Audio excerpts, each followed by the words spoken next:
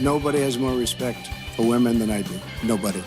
Hillary Clinton wants to abolish it, believe me. She wants to abolish our Second Amendment. I think they didn't deny it. I don't think anybody denied it. Other presidents did not call. They'd write letters, and some presidents didn't do anything. Many people have come out and said I'm right.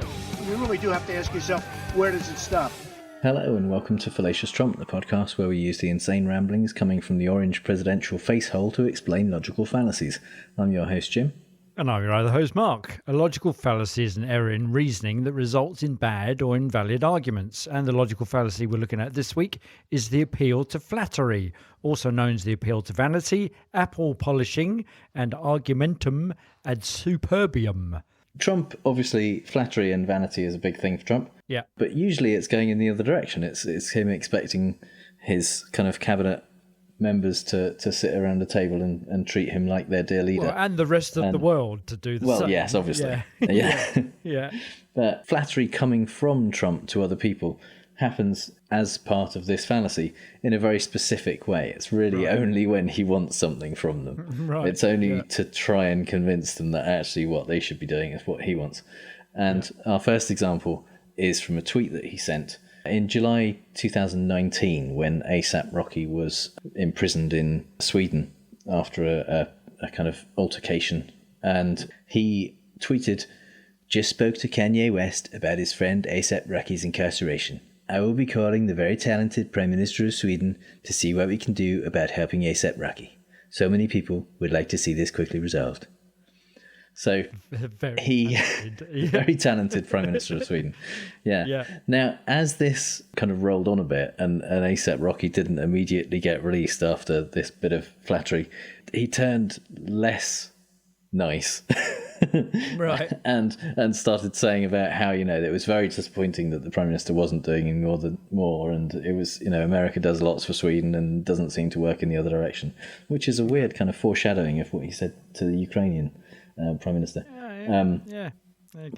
So at the beginning, when he thought it would kind of grease the wheels, polish the apple, he was calling the Prime Minister very talented. And that's basically this fallacy. It's not sincere flattery, it's not sincere praise or saying what you actually like about someone.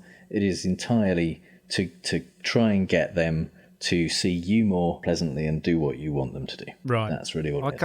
I think I find myself doing that a lot when I'm trying to get a bargain on eBay. When you end up and you kind of do all this flattery stuff in order to sneak in an outrageously low bid. Or when you're making an offer and you kind of go, oh, it's a lovely thing, and you've obviously looked after it so well, blah blah blah blah blah. You've described it, and I'm really interested in the story behind it. Would you take £1.50 for it? Instead of the listed $48,000. Yeah.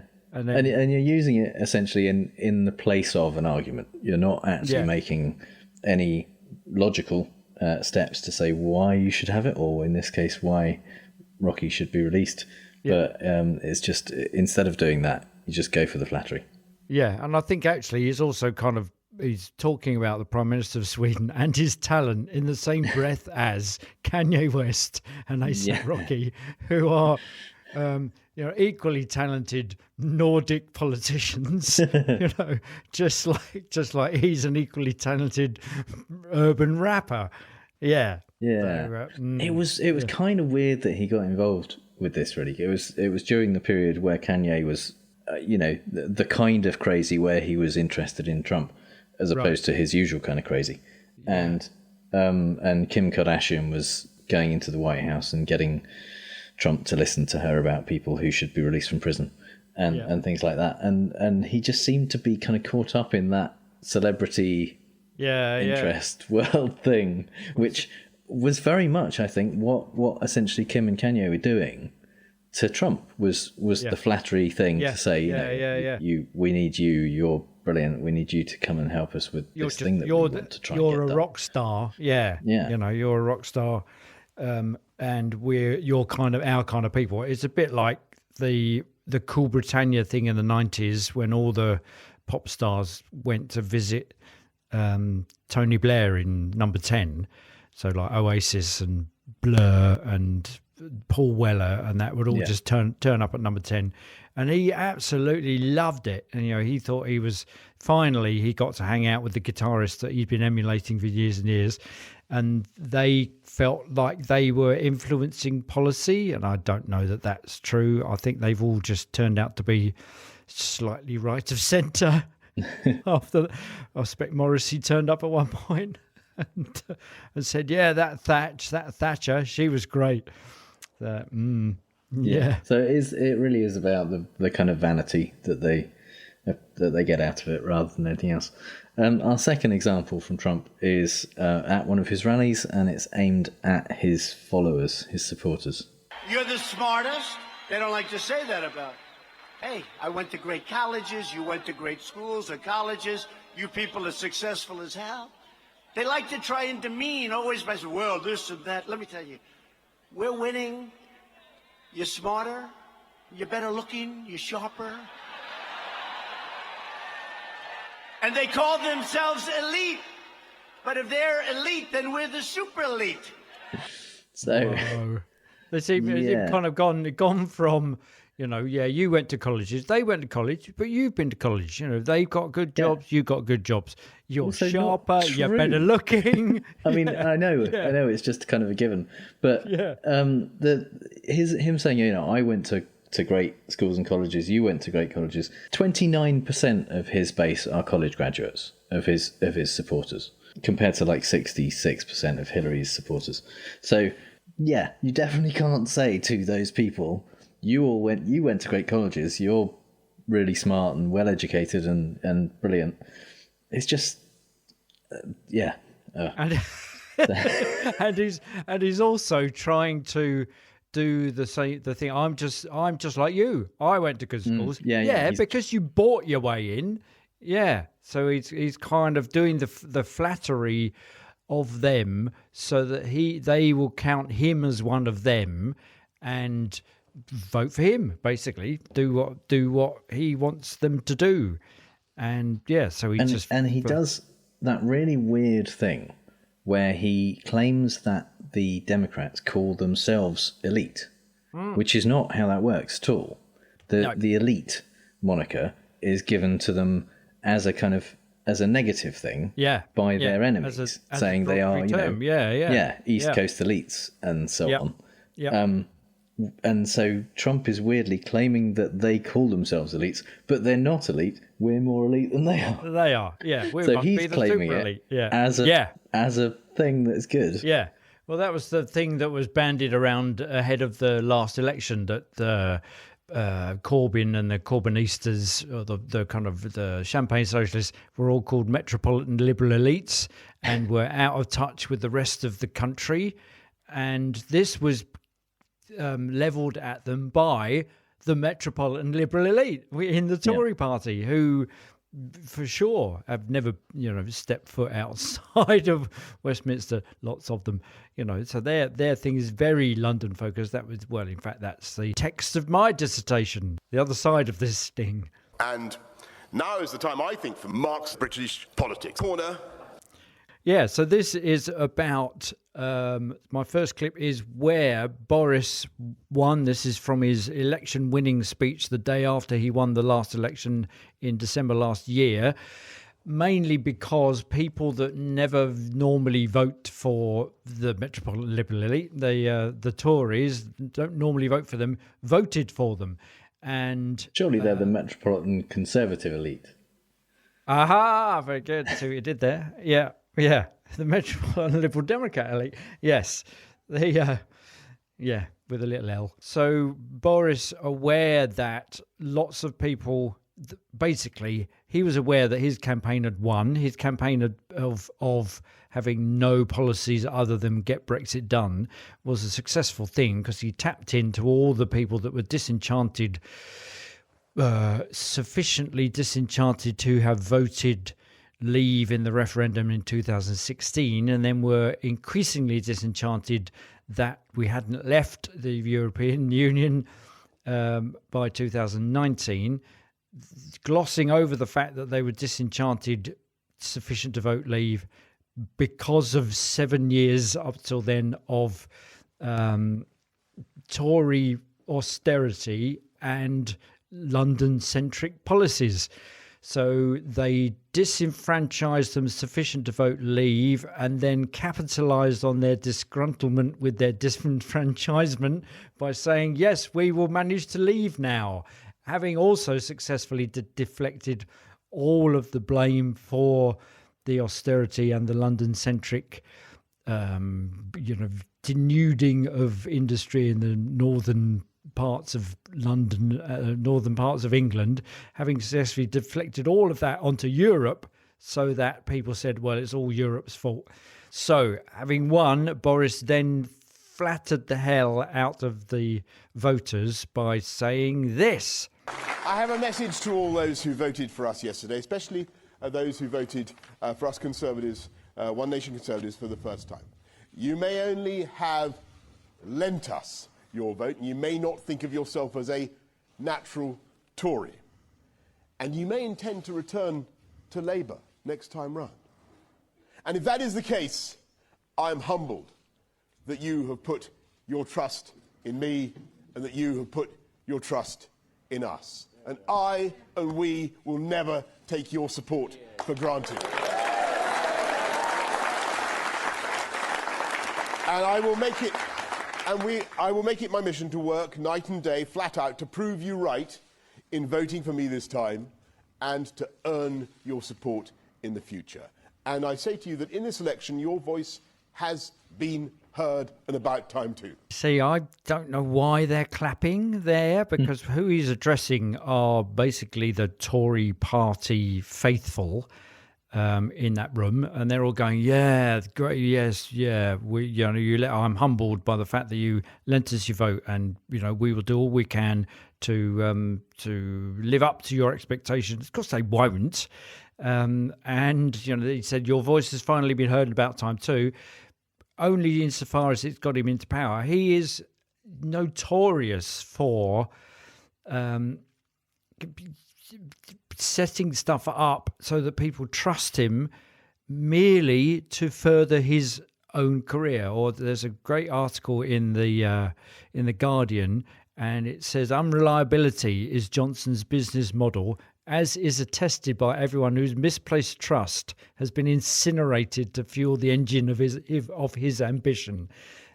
And we've known that he's done that when he became the mayor of London and did all sorts of claimed all sorts of great things from his mayorship, which were based on the previous mayor's stuff, the Ken Livingstone stuff. So the whole of the Olympics, Boris claimed as his own. He did none of that. The things that he then went on to do, like building a new bridge over the Thames, which never came to pass, but he spent £53 million convincing people that he was the guy to do this. He was hauled up in front of various select committees as the mayor to find out what had gone on with housing schemes around the Docklands and around the Olympic Park that didn't come to pass, and lots of money exchanged hands. So there's people trusting him left, right and centre, and he's saying, yes, thank you for that. He successfully got people to vote for him on the basis of being ever so humble. He's prostrating himself in front of these people that have never voted Tory in their lives, these people that he's disenfranchised, made disgruntled with politicians, and then voted for him. And he's just going to drop them as because he has got where he wants, which is to be king of the world. So he's done. He's got a large enough majority in Parliament to get through anything. He can ignore all of those promises, and nobody will stop him. Nobody will hold him to account, because his enormous majority will allow him to put through any policies that will ignore those. So people will kind of stick their hand up and go, yeah, but what about the Northern powerhouse that all voted for Tories and got you into office? Nobody's going to say that, because they're all in and they're all happy and they're all on the gravy train. So, yeah. It's no better over here, is it? I'm not 100% convinced that it's an appeal to flattery. I think I didn't see anywhere in there that he was kind of trying to get something out, because he's already essentially he's had their vote. He's got what he wanted. Yeah. I was trying to find an example from the speech he gave just before the election, but he kind of tones it down. He's not. He doesn't actually say. I don't know why, because he could have promised all sorts of stuff. He doesn't say you're great. You'll be. I will do everything that you need. So this is kind of after the fact.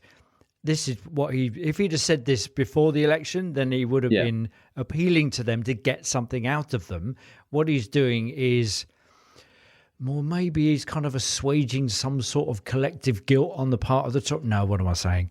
No, he's not. So, all right. Yeah. Okay. But yeah, it's kind of because it's after the fact. He's kind of not trying to get anything out of them. He's already got it. Yeah. And he's almost exactly saying, I don't even really expect you to vote for Labour for Tories next time. Yeah. So yeah. So yeah, thanks very much. Goodbye. Yeah. Not doing anything you want. Yeah. All right then. So the second example then is so this is a couple of instances. So Boris I can't remember, last summer during the Extinction Rebellion climate activist demonstrations that were going on in London, Boris was trying to get to the offices of the Daily Telegraph, where Charles Moore was launching the latest in his Margaret Thatcher biography series, and he was held up from getting there in time and was disparaging to the audience of Daily Telegraph grandees about the climate activists. And he's so what we're going to hear now is Boris, and then it's followed by Boris's dad, Stanley Johnson, who is talking to the very activists that he was disparaging about. My own team didn't want me to come to this event tonight because they said that there were some uncooperative crusties and protesters of all kinds littering the road. When we are waylaid in the streets, as I'm sure we will be, by importunate, nose-ringed, dreadlocked, climate change protesters, and the best thing possible for the education of the denizens of those heaving, hemp-smelling bivouacs that now litter Trafalgar Square and Hyde Park and the rest of London. The best thing for them would be to stop blocking the traffic and buy a copy of Charles's magnificent book. I wear that badge with pride. It's one of the nicest things which I've been said about me for a long time. A non-cooperative crusty. Absolutely superb. Do they taste good? That's my thought. I think they do. Look, on this point of language, you've got to understand that sometimes you need to get a point across. Now, this particular point was actually Boris saying that, he'd been a bit late for Charles Moore's book launch. And he works for the Telegraph. Charles Moore works for the Telegraph. You don't expect people who work for the Telegraph to be late for each other's book launches. Anyway, but the real point Boris said was he absolutely supported the objective. That he absolutely didn't say that. That wasn't what we heard. No. So not only do his private office warn him against these things, his own bloody family is kind of apologising on behalf of him for using such language. So again, Boris, a bit like Trump, is a failed, awful stand-up comic. All that Eton and Cambridge education just has given him a large dictionary of insults that he can string together in a very But at least it is a large way. Dictionary of insults instead of just Trump's saying tired mean, old hacky mean phrases. And nasty. Yeah, that's true. At least it's imaginative. Calling them uncooperative crusties and hemp grasping bivouacs. at straws. It's just as appalling, but it's entertaining. It's entertaining. Yeah, so I think in order to get the uncooperative crusties to be a little more cooperative, and almost kind of later on the thing is, he in that speech, Stanley Johnson equates the climate activism with Tory policy. And Boris Johnson actually, in the same speech, there's a bit more of it that came before what he was saying. He says Thatcher got there before Greta Thunberg did. So they're kind of saying, yeah, we're not. He's not insulting you because you are really at the heart of Conservative policy. They're trying to get them on side by a bit like they call themselves the elite. Well, we must be the super elite. He's called you a uncooperative crusty. Well, I would wear that badge with pride, to get you on to get them on side, basically, and to diffuse the situation, because Boris doesn't give a shit about the and he does get a cheer at that point, doesn't he, Stan? Yeah. When he says that, so it seems to be working. Yeah. And then he joins in. He goes, "Hey!" as well. That's him going, "Hey!" And you think that's the worst thing to do, isn't it? When people cheer, you don't cheer along with them, because that just makes you appear that you're not really listening. You're way ahead trying to get to the. You go, oh yeah, cheer there, yeah.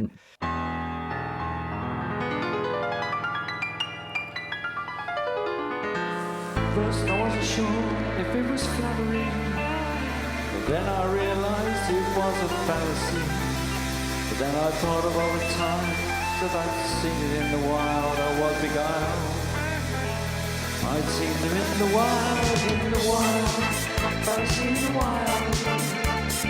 If you just look long enough, you'll see them in the wild.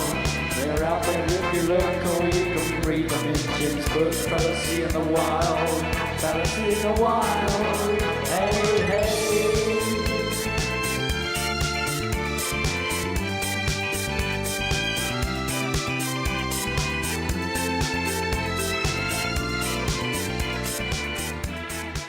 There you go. Gloria Gaynor there with I Will Survive. I was kind of inspired by that one because I saw that she'd posted a short video on TikTok of herself washing her hands to counteract coronavirus and singing the chorus of I Will Survive, because that's long enough to wash your hands by. Yeah, over 20 that was seconds. excellent. I absolutely loved that video. Yeah. So good. Yeah. And there is I Will Survive by washing my hands and not doing anything else. Yeah. So in the Fallacy in the Wild, we like to talk about the Fallacy of the Week from a non-political perspective. And this week, our first example is from an old L'Oreal ad. I use the most expensive hair color in the world, preferenced by L'Oreal. It's not that I care about money. It's that I care about my hair. It's not just the color. I expect great color. What's worth more to me is the way my hair feels. Smooth and silky, but with body. It feels good against my neck. Actually, I don't mind spending more for L'Oreal because I'm worth it. There you go, because you're worth it. So this is where the because I'm worth it, which later turned into because you're worth it, started. Which is even more flattery. Exactly. Yeah. And it was because I'm worth it for quite a while. And then one of the spokesmodels that they had doing their ads decided that she didn't feel comfortable saying because I'm worth it, and would rather say because you're worth it. And they said, yeah, that works. And then that became their slogan. And it absolutely is. This is the appeal to flattery, is saying, I mean, L'Oreal isn't one of the more expensive brands anymore, but when it was saying, yes, you should have that. So you should buy this, not because, it's great or because it'll make your hair look nice, but because you're worth it. Yeah, there you go. Yeah. Because you're such a great person, you deserve this. You deserve this. And why wouldn't you? And if you don't have it, are you saying that you're not worth it? Yeah. What was the name of the male cologne, like denim or something like that, when it was, and it was it Old Spice? I don't know what you're talking about. Because the strap line was for the man who doesn't have to try too hard. Okay. So that was the thing, when you kind of go, probably. It was like karate. Yeah. It's like, it was. But it's that, they are. It's all those implied things in there. It's that Are you saying that you're the one man that does have to really try? Whereas if you just use this, you'd be worth it. And there's something completely narcissistic about, I'm going to use this because I'm worth it. You go, well, good for you. So our second example is one which is an example of how you can use it to distract someone if they are going down a path that you don't want to go down using flattery. Right. And this is from an episode of South Park called Chin Pokemon, where there's a craze, obviously based on Pokemon, and it is these Japanese toys that have an interesting malfunction. We understand you have big concern about our fine product. Well, yes. Do you mind telling me what the hell this is about? The American government lies to you. Join the fight for Japanese supremacy of the world. More to come. Well? That is so strange. I do not know how this could happen, but rest assured I will make sure it does not happen again. Well, now, come on. I don't think that quite satisfies my... You are American? Yes. Oh, you must have very big penis. Excuse me? I was just asking you what you're up to with these toys. Nothing. We are very simple people with very small penis. Mr. Horse's penis is especially small. So small. We cannot achieve much with so small penis. But you, Americans, wow, penis so big. So big penis. Well, I guess it is a pretty good size. Minasan, kite. This man has a very big penis. Oh, what an immense penis. Well, it certainly was nice meeting you folk. I just wanted to bring that little malfunction to your attention. Bye-bye now. Goodbye. Thank you for stopping by with your gargantuan penis. Works every time. So, yeah, absolutely. So the makers of the Chin Pokemon successfully distract the American toy shop owner from complaining about their toy. Well, it's a bit like that apocryphal tale that when soldiers fighting wherever, American soldiers got sent condoms, they were all marked extra large. Just to kind of, as flattery of, you got to wear a condom. And actually, we know you need these things and we're going to put extra large on them. Our final example in Fallacy in the Wild this week is a book by H.G.Wells, but not one of his kind of sci-fi or fantasy books. This came out of a situation where he was visited by a friend of his, Jerome K. Jerome, who was a poet, wrote Three Men in a Boat. Yep. And he had some kind of toy soldiers, and after dinner, Jerome started kind of playing just absent-mindedly almost with the soldiers. And H.G. Wells joined in, and they had a bit of a battle with the toy soldiers and decided that it might be fun if they make up some rules for these war games. And so the first book of rules for playing with toy soldiers was written. It was by H.G. Wells. It was called Little Wars, but the full title was Little Wars, a game for boys from 12 years of age to 150, and for that more intelligent sort of girl who likes boys' games and books. Nice. I'm sure that this was just a horribly misogynistic way of doing it for H.G. Wells, but it represents another form of this fallacy, which is where you suggest that something is for a particular group of people, a particularly elite group, or a particularly clever or a particularly handsome group.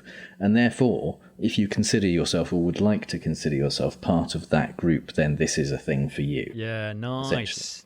So by saying this book is for the more intelligent sort of girl, then that's who is going to pick up the book, as the ones who consider themselves to be that, or like to see themselves that way. It's like this is for the discerning gentleman. Absolutely, yeah. That kind of thing, yeah. So you immediately, that's why you buy stuff, isn't it? Yeah. Oh my God, we've been had this time. Because if you look at that and think, well, I'm not the more intelligent one, so I wouldn't enjoy that. I won't do That's that. No, just not how most people think. So. I'm not a discerning gentleman, so I'm not going to buy that particular shade of beard trimming dye or something, whatever. I'm racking my brains to find out where that comes from. The discerning gentleman. It's probably a whiskey or something like that. Well, it's sort of like, well, it's almost a bit like probably the best lager in the world, or all of those things where there's a lot of appeal to flattery and vanity in advertising. So much of it is based on creating this situation where an aspirational person or aspirational situation that you would like to see yourself in, or is the kind of person who uses this product, and therefore well, even if it's not stated in the strapline, it's always people with fabulous hair driving open top cars in the sunshine, and you think, what is this advertising? And it turns out to be pile cream or funeral plans or something like that. But there's just this thing, and you go, I want to be like that. And if I buy that, well, there's that line that from could be me. that line in Rolling Stone's Satisfaction. He can't be a man because he doesn't smoke the same cigarettes as me. Which is straight out of an advert. So So we're gonna play fake news, folks. I love the game. It's a great game. I understand the game as well as anybody. Yes, it's time for fake news, the game where I read out 3 Trump quotes, 2 of which are real and 1 I made up, and Mark has to figure out which one is fake news. Because week after week, Jim, you outfox me is because you're absolutely brilliant at writing these things. So out of the goodness and magnanimity of your genius brain, you could just, whatever happens this week, I could win. Well, we'll see. You may actually have a good chance this week because the setting that these were said in has been on a lot of different programs and on the news, and these kinds of quotes have been not around. The normal obscure places. That, press conferences and things like that. But this has been widely put out because this is when Trump visited the CDC last week, just over a week ago, to talk to them about their coronavirus preparations, and he talked to the press while he was there, and it was a fairly horrific speech. He mostly answered questions, but he obviously didn't know anything, and the people that were around him were just complete sycophants, and it was amazing. So he said a number of different things, and this is statement number 1. Mostly about himself. Right. He said, I like this stuff. I really get it. People are surprised that I understand it. Every one of these doctors said, how do you know so much about this? Maybe I have a natural ability. Maybe I should have done that instead of running for president. That's the same old line that he always runs, isn't it? Everyone said, how come you're just such a genius? A lot of people have said. No one, not one of them, have said, how come you don't know anything? All of them have said, you know nothing about this. Just leave it to us. Stop fucking it up by getting involved. Maybe I have a natural ability. More likely, one of them said, how do you not fall down more? Yeah. Just from doing one thing. I mean, Gerald Ford couldn't chew gum and walk. Trump can't even think and speak. Yeah. So, every one of them. Okay. Yeah. Statement number 2. Right. Over the last long period of time, when people have the flu, you have an average of 36,000 people dying. I never heard those numbers. I would have been shocked. I would have said, does anybody die from the flu? I didn't know people died from the flu. 36,000 people died. How come you know so much about this? After the last long period of time, just after the First World War, with Spanish over flu. The last long period of time, when people have the flu. Okay, I never heard those numbers. Right, okay. Statement number 3. Yeah, we're going to have a vaccine, and we're going to have it done very quickly, and the whole world is relying on us. It's going to be a beautiful vaccine. Of course, it takes time to get it approved and make sure it's safe, but we're going to see what we can do about speeding that up. Okay. Well, the trouble is they're all so bloody convincingly right. I think the first one, every one of these doctors said how much. That's kind of typical So it's probably true. Last long for I don't know. How do you know people died? 36,000. Okay, we're going to have a vaccine. It'll be a beautiful vaccine. Okay. Okay. I think, despite the beautiful vaccine, I think number 3 is the one that you made up. Okay, which of the other two are you more convinced by? I'm neither of them. Okay, I can hear him saying number 1. So I'm going to say number 1. So number 1 is... Yeah. Real. Whoa. I like this stuff. I really get it. People are surprised that I understand it. Every one of these doctors said, how do you know so much about this? Maybe I have a natural ability. Maybe I should have done that instead of running for president. You should have done anything instead of running for president. Yeah. What? Natural. Oh, Jesus Christ. Yeah. Oh. No, the trouble is, it kind of reminds me of... Well, it reminds me of Boris. Boris made a speech yesterday about, he had a kind of press conference thing, and he was flanked by 2 properly expert medical people, and he just looked like a fucking idiot because he was just saying that, and he had no idea. You think, okay, for all your words, you can't actually string a sentence together. You don't know anything really. And he did have the good grace to just hand over to the experts. He didn't answer some of the questions, just sent them straight to them. But you get this. It's not. Trump has to be the best at everything. Yeah.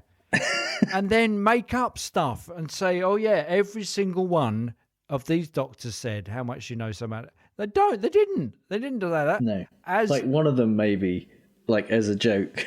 When he said, you seem to know a so lot. Is it like a cold? Or how do you know so much about this?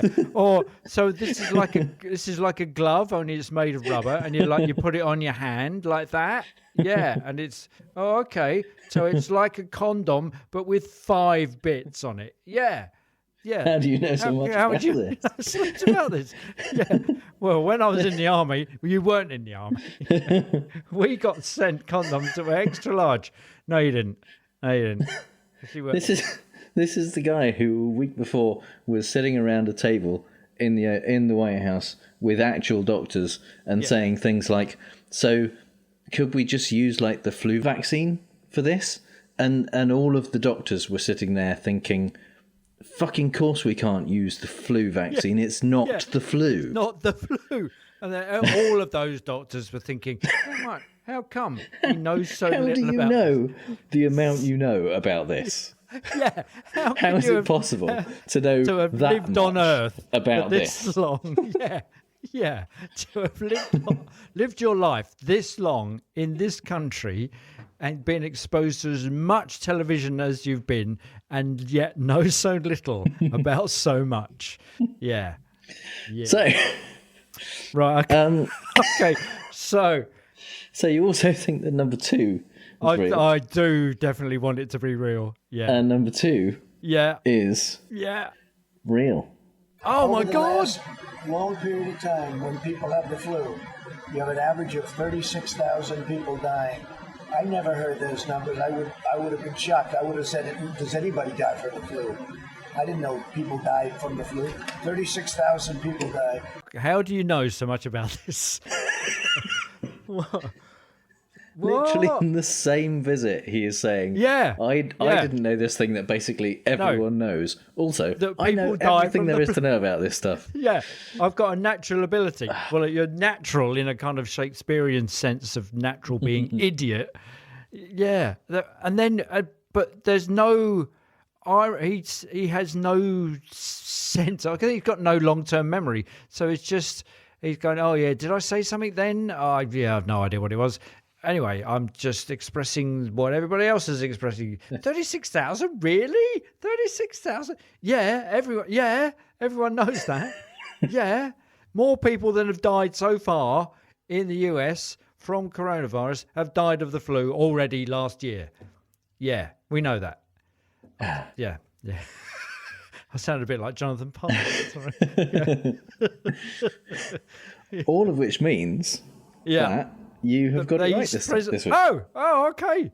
Aha! So, Aha! yes, statement number 3 was indeed fake news. Oh, because he did say something about vaccine. That's why I was a bit doubtful about it. Yeah. It sounds so normal and ordinary. I mean, he's repeatedly said that oh yes, that we're working on a vaccine. It's going to be very quick. It'll be and everyone else is going, no, it's going to be a year to 18 months. And he said basically, I think in that meeting where he was saying, could we use the flu vaccine? He said something like, could we get it done in 2 months? And they said no, it'll be a year. And he said, I prefer 2 months. Like that matters. Yeah.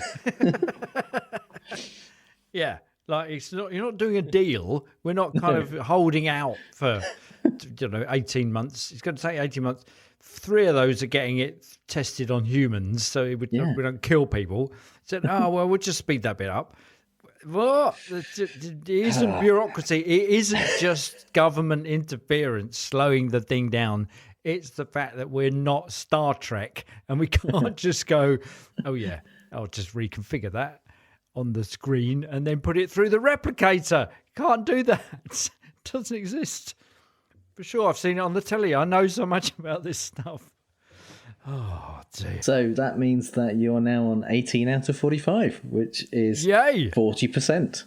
Oh, I've never been back up into the 4s. Yeah, you were. You made been it, the heady heights of below average. 42%, I think, was your peak. Whoa. But, yeah, you're getting back up there. Yeah.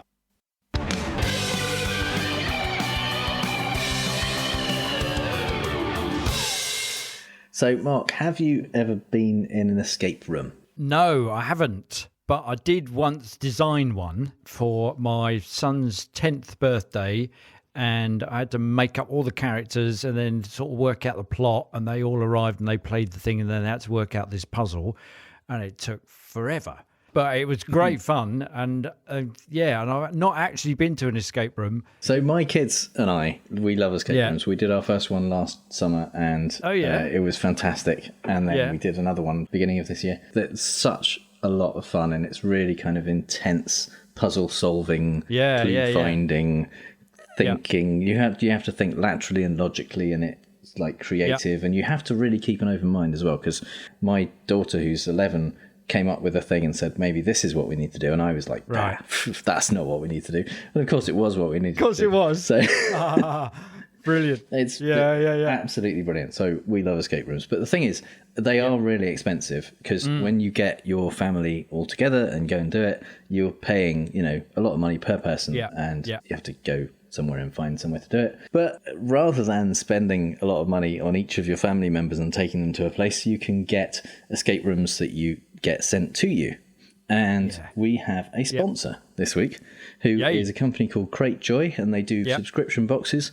One of the subscription boxes that they do is called Escape the Crate. Excellent. It's an escape room in your house. They send you a different escape room that you can do every 2 months, and you can play it with your family, as many people as you like, really. There you go. But you can enjoy all of the puzzle solving and clue finding and cipher solving and all of that stuff. Yeah.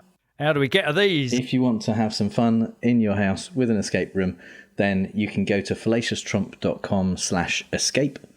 And if you put in the discount code FTRUMP when you order, you have to subscribe for more than one box to get a discount. You'll get 20% off if you subscribe by the 22nd of March and put in FTRUMP in the discount code when you check out. So hurry up and do it. fallaciostrump.com/escape.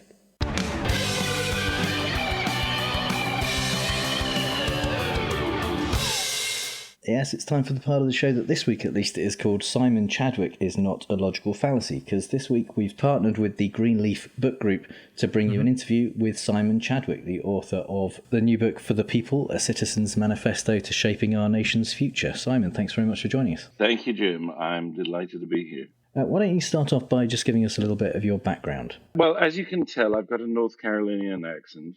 And no, I'm actually, I was born in South Africa and educated in the UK. I've worked in Africa, Italy, the UK, the USA. So I've got quite a sort of background of different types of country, different sort of cultures.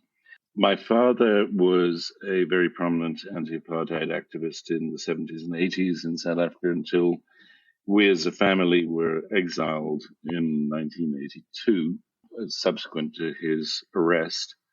And so I've actually experienced a totalitarian government up close and personal. Educationally, I have a master's from Oxford in philosophy, politics, and economics, which has been an interest of mine, even though my career has really been in running companies and for the last 15 years, my own consulting company here in the United States. So I wrote this book essentially because when Trump was elected, a lot of my family that are still in the UK were saying, come home, come home. The guy's a maniac. And instead, I can understand that, yeah. Instead, I thought, hell no, I'm going to be part of the resistance. And I'd been here for 20-something years on a green card. And basically, I decided to get citizenship so that I could have a say, and then to write this book because I felt somebody needed to give a logical and perhaps broader view of not only the dangers that we face, but how we could get out of it and how we could reestablish this country as something to which it aspired to in the beginning. The book is called A Citizen's Manifesto, and it kind of it works its way towards a manifesto at the end, doesn't it? And there's a lot in there explaining the concepts of democratic libertarianism. Can you kind of, in a nutshell, give us what that is, democratic libertarianism? Yes, yeah, absolutely. So it's really interesting, actually, when you think about the way in which we talk about politics. We think about left and right. What we don't think about so often is authoritarian versus libertarian. And being a management consultant, I can't live without a 2x2.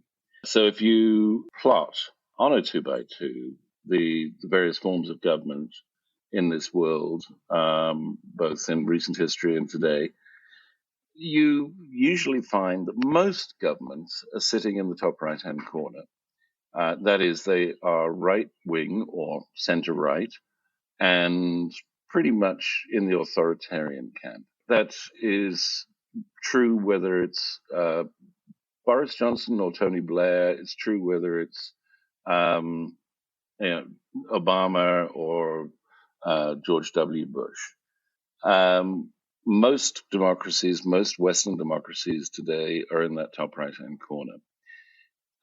In the bottom right-hand corner, which is right-wing libertarianism, that's what I call right-wing sort of fantasy land.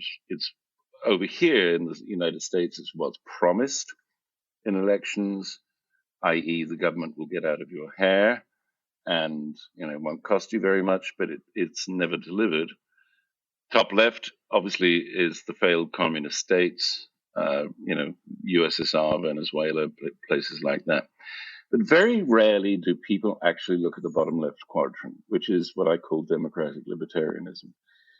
But this is where, you have a left or left-center approach to politics, but with, an agreement that, we're going to set up a framework for you to be successful, to live your life, to be free of fear.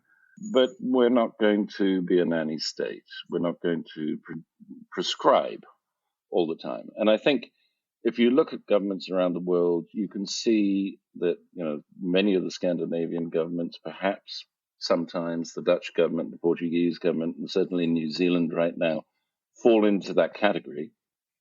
And one of the most interesting things is that when you look at those countries, many of them, not all, but many of them are amongst the richest countries in the world, and they're also amongst the happiest countries in the world. So that's what democratic libertarianism, that's the definition of it, if you like. But the book started off really posing the question, we've got a really horrible state of affairs in this country, and maybe even in the UK as well right now. How can we, what is government about? What should it be about? And it really started from there, and I use Maslow's hierarchy to try and answer the question. So how does Maslow's hierarchy fit into that kind of concept of government then? Well, if you're this side of the Atlantic and you go back and look at the Constitution and at the Declaration of Independence, you see a couple of really interesting things. Number one, the Declaration of Independence was the first document of its type ever, maybe since Greek times, and even then, to use the word happiness, the pursuit of happiness, in its raison d'etre. It's life, liberty, and the pursuit of happiness. Now, sure, the definition of happiness back then in 1776 was probably slightly different than it is now.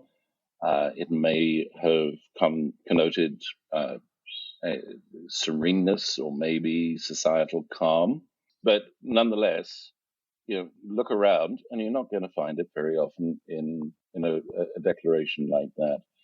Liberty, libertas in Latin, it means broadly freedom, but in its most strict sense, it means freedom from fear, which is really interesting because if you then go across to Maslow's hierarchy, what is that saying? Well, the top three layers of that are about belonging, love, self-esteem, and self-actualization, which basically means achieving your dreams.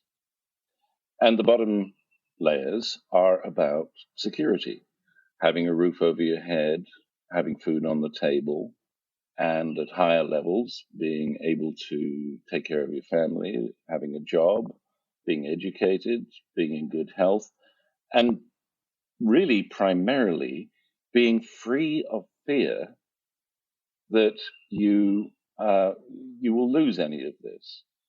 And indeed, the Bill of Rights makes that very, very clear. Freedom of assembly, freedom of religion, freedom from search, freedom of speech. So it struck me that this was fascinating in as much as we've moved away from a lot of that over the last few decades and really are moving away from it at a great speed right now. And in doing so, the United States is no longer an exceptional nation. It's actually a very mediocre nation in so many ways.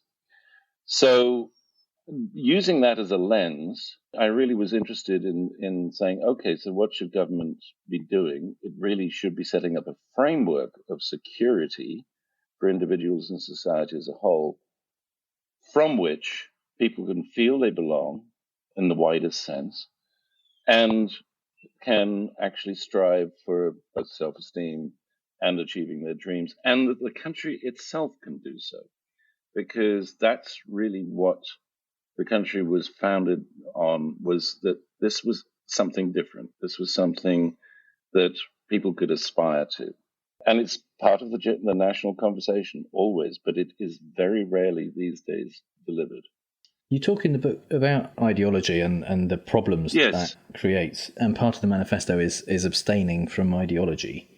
How practical do you think that is? How realistic do you think that part of it is? Because I agree with you that would be a great thing, but it seems to me that ideologies are so ingrained in a lot of people that would be an extremely difficult part of the process to kind of put into effect. I think that is true. And in some countries such as the US, ideologies have become litmus tests to the extent that, you get evangelicals, for example, supporting a man who is probably the most immoral president that we've had in decades, if not centuries, because they see through him a way of making their ideology stick and forcing it upon others. That being said, there are examples, I think, where ideology is less prevalent. I think we've seen examples where in democracies that are highly active, highly involving, New Zealand is one of these, where it is possible for politicians to take non-ideological decisions and to lead through moral leadership in many ways, to say, no, this isn't about ideology. This is about doing what makes sense and what's right. So yes, there is, ideology unfortunately permeates a lot of political life, but I think there are circumstances under which we can reduce that. It's such a Rubik's cube in this country. I mean, for example, the ideology of the right is completely and utterly run by money. So the role of money in politics has to be looked at very, very, very closely.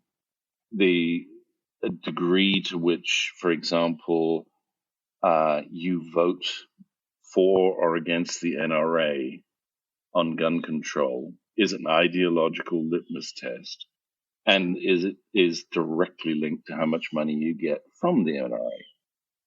So, you have to kind of look at what's supporting ideology and supporting an ideological kind of stance, and then try to work out how you can mitigate those influences. The NRA and gun control is a really interesting example, actually, of what I would see as the difficulty of balancing freedoms. If you're talking about trying to give people liberty and freedom from fear, there are some people who would see freedom from fear as the ability to have guns, as many guns as they like, and that will stop them from being afraid. Whereas other people's idea of freedom from fear would be that there aren't any guns, or that people, guns aren't as prevalent as they are. So how do you balance different people's concepts of their own freedom where those conflict? The interesting thing here is that the Second Amendment was so vaguely written, so convoluted, that depending on where you stand on the ideological spectrum, you can read pretty much whatever you want into it.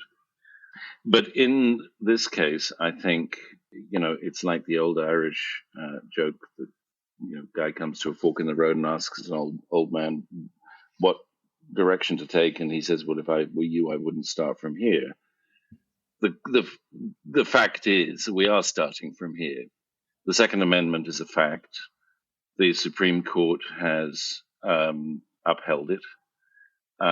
So, okay, that's where we start from. We're not going to get rid of it. Thousands of constitutional amendments have been posited over the 200 years of the Republic, and only 25, I think, have ever got through. So it's very unlikely that we could ever get rid of that. So we just have to say, okay, we start from here. That doesn't mean that we cannot regulate the way in which guns are bought, used, and sold.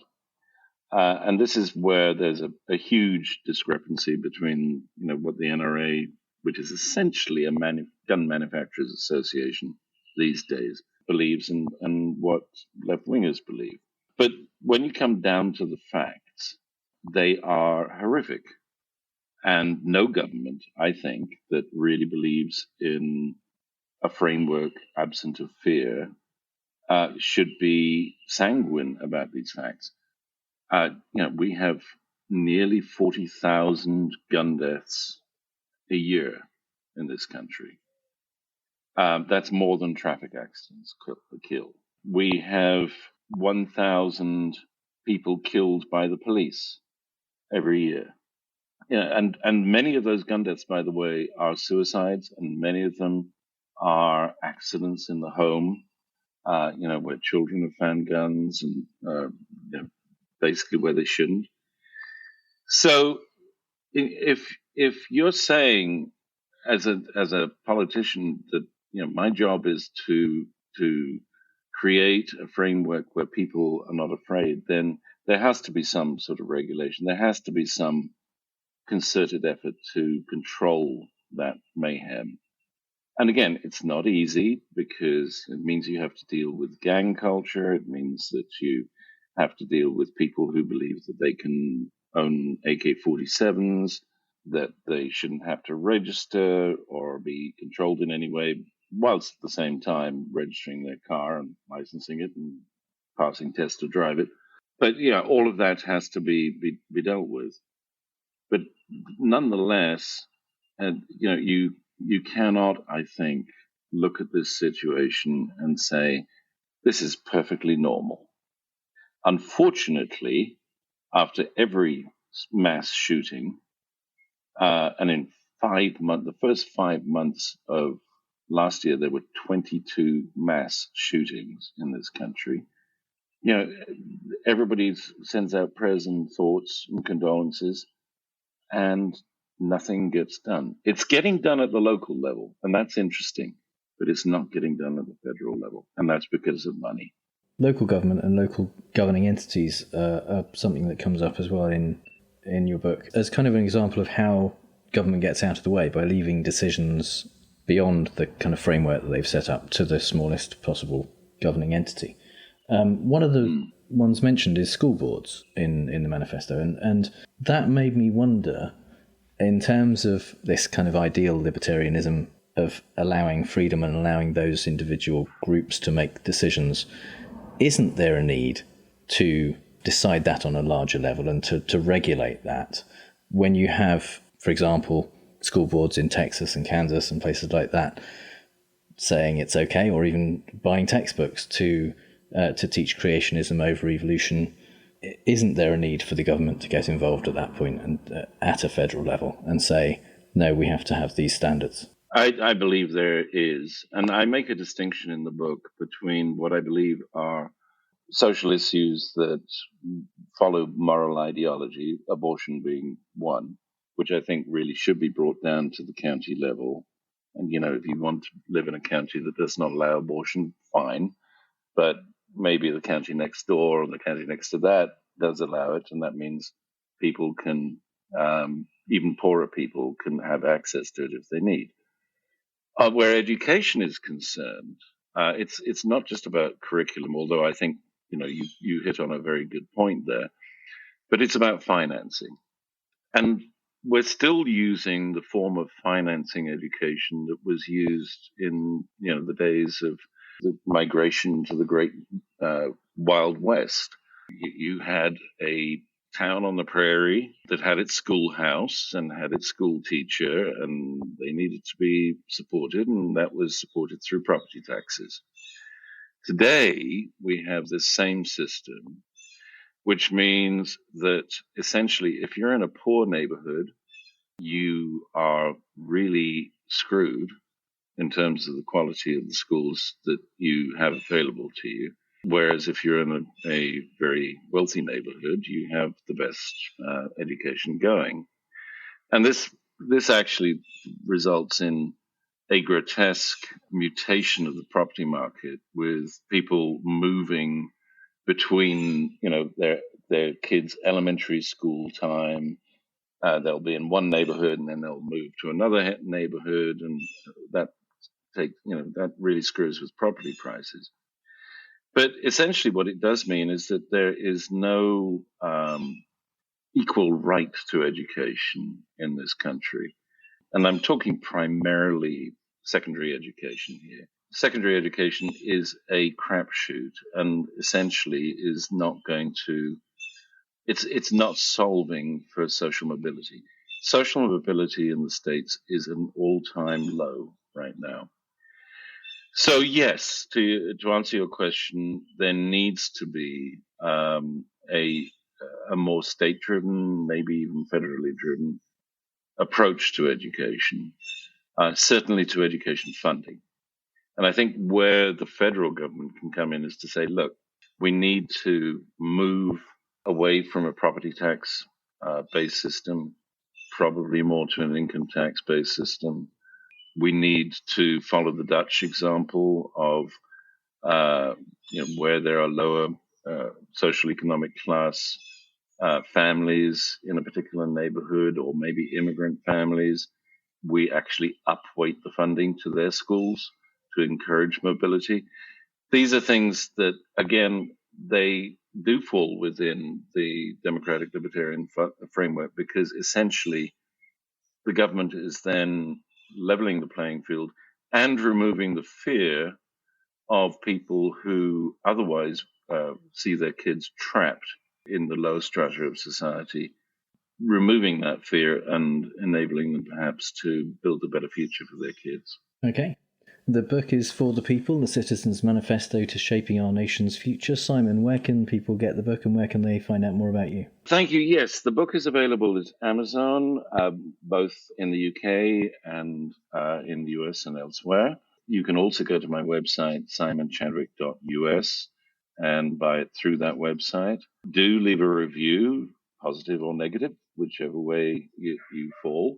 And I'd love to hear from anybody who is up for a respectful conversation as to the merits or demerits of the ideas that I put forward. Excellent. Simon, thank you very much for joining us. Thank you, Jim. It's been a real pleasure.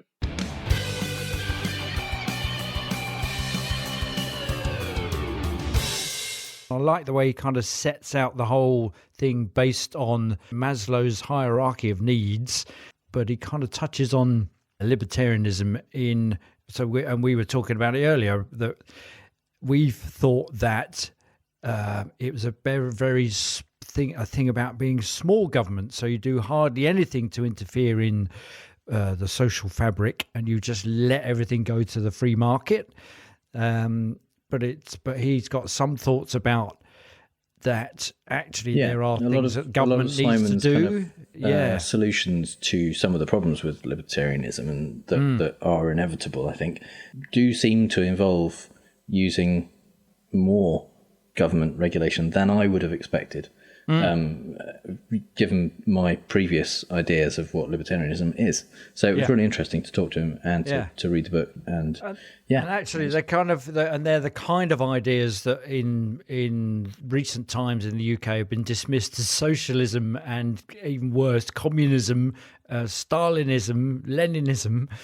The way off to the left, but they're kind of just the things that enable a stable and secure society in which and he people does thrive. talk in the book as well about how that kind of socialism word has become such a kind of bête noire of the right in America that they simply kind of refuse to look at the more democratic libertarian socialism as opposed to the authoritarian one, which is countries like Sweden and New Zealand and places like that, where actually they're doing pretty well.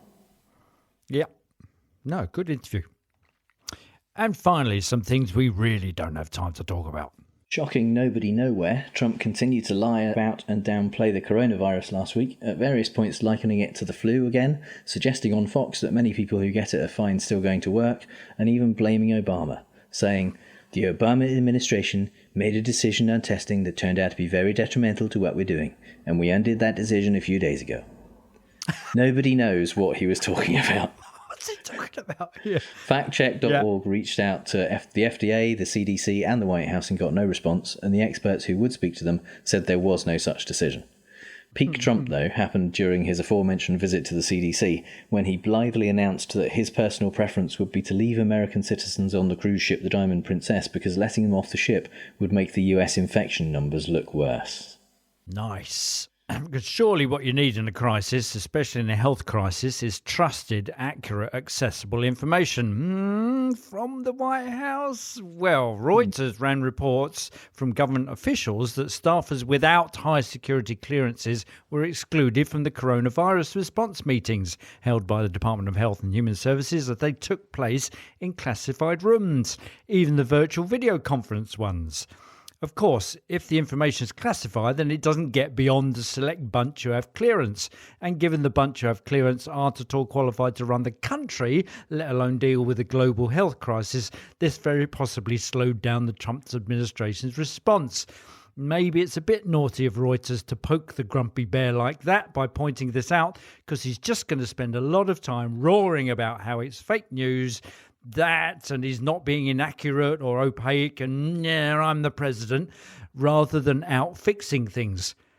Oh, actually, yeah, that's probably for the best. Good work, Reuters. At the height of the administration's denial that anything was really wrong, large numbers of Republicans gathered together in a room at CPAC, the Conservative Political Action Conference. Mick Mulvaney, Trump's now former chief of staff, told conference attendees that the only reason the coronavirus was even in the news was because Democrats thought it would bring down the president. Days later, when an attendee tested positive for coronavirus, several prominent Republicans announced they were going into self-quarantine for a couple of weeks, including Ted Cruz, Doug Collins and body language expert Paul Gosar, who immediately went insane and tweeted that he'd rather die gloriously in battle than from a virus. The final quarantined representative was noted drunkard and desperate attention seeker Matt Gaetz, who only a week before had mocked people's concern by wearing a full gas mask on the House floor during the vote on appropriations for combating the virus. After karma caught up to him and smacked him in his oh-so-smackable face, his team announced on Twitter that Congressman Gaetz had expected COVID-19 to impact Congress given the elevated frequency of travel and human contact, and demonstrated his concern last week on the House floor. Democrat Representative Katie Porter reminded CDC Director Robert Redfield probably nothing short of the modern application of the Hippocratic Oath recently, when she totted up at the House hearing the cost of getting tested for coronavirus, about $4,000 per household. She then simply asked Redfield, "Do you want to know who has the coronavirus and who doesn't?" "Well, yes," he replied. "Not just rich people, but everyone who might have the virus." "All of America," he replied. But it took her 3 goes to get Redfield to, quote, "commit right now to using the authority that you have vested in you under law that provides in a public health emergency for testing, treatment, exams, isolation without cost. Yes or no." All he had to do was say yes. Porter pointed out he didn't have to do any other work than that. Finally, he relented, and I can't believe that that's the right word even, relented in the current crisis, and stopped giving thoughts and prayers non-answers and said yes, which, as Porter said, is indeed excellent. Everybody in America hear that? You are eligible to go get tested for coronavirus and have that covered regardless of insurance. There you have it, people. A victory for the 99%. Not to be sneezed at. Katie Porter continues to be an amazing representative, and if you want to hear more about how much we think she's great and other stuff she's done, in episode 28 you can hear all about that in our Methodological Fallacy segment. So good at numbers. Yeah. Finally, as the number of cases rose exponentially even in the absence of proper testing, Trump seemed to get the idea that bullshit can only take you so far when people are dying, and he addressed the nation on Wednesday from the Oval Office. Without acknowledging that maybe this wasn't quite like the flu, he announced that he was putting a 30-day ban on travel from Europe, including on goods and cargo, despite the fact that this was poorly read aloud from words that had been written down for him and put on a teleprompter presumably more than 30 seconds before he went on TV. What he said wasn't actually what he meant. And Trump himself and various agencies tweeted corrections quickly afterwards. The ban would not in fact cover goods and cargo, just people, and not all people. American citizens were still free to travel from Europe, presumably because citizenship imbues you with some kind of immunity. Yep. Also, the ban wouldn't cover all of Europe, only the places which don't contain Trump golf courses. So the UK and Ireland are fine. Just hours before this recording, Trump held a press conference in the Rose Garden to declare a national emergency which will free up billions of dollars to combat the virus and give hospitals significant authority to do whatever they need to help patients. During the press conference, Trump said, "When America is tested, America rises to the occasion." If America actually manages to get tested, that is. Yeah, or they can afford it. Well, they can now, on insurance. Health and finance advisory expert Eric Trump woke up bright and early, well, 11:30ish on February 28th, and not particularly bright, then tweeted some deeply researched advice to his fiscally minded followers. Quote, "In my opinion, it's a great time to buy stocks or into your 401k. I would be all in. Let's see if I'm right. Well, we didn't have to wait that long to find out. By the end of the same day, the Dow Jones plummeted 350 points. Yeah, that's about 25%. And wrong tool or not, that's a pretty accurate measure of how wrong a tool Eric is. As one person commented, Eric doesn't understand the difference between buy on the dip and buy some dip. Needless to say, Eric has implemented his own social distancing by deleting the tweet and blocking a whole bunch of followers. Also, I've just noticed his Twitter banner is a massively faked picture of the massively fake crowd at the inauguration, and every one of them is his friend. Small thing. It's definitely not 25%. Was it not? No, the Dow is like, it was on that day at least, it was about 28,000. So 350 points is, it's 1.25%. Oh, well, that doesn't sound I don't know what you're talking about. No. But it's in subsequent days, it has fallen by thousands of points. That, like, in the next few days, fell by 1,000. I think one day it fell by 2,000 points, and it fell so quickly that the New York Stock Exchange shut down automatically because they hit a 7% drop, which is a kind of electronic trigger to stop trading for 15 minutes so that it doesn't just spiral into nothingness. Wow. And it's the first time that's ever been implemented. Wow. So, that's like Hal just going, I'm sorry, Don, I can't do that. So it's just kind of going, right, no, I'm just, humans, I'm not going to let you do anything else now. I'm just going to switch it off. Wow. So, not the best day to buy. No.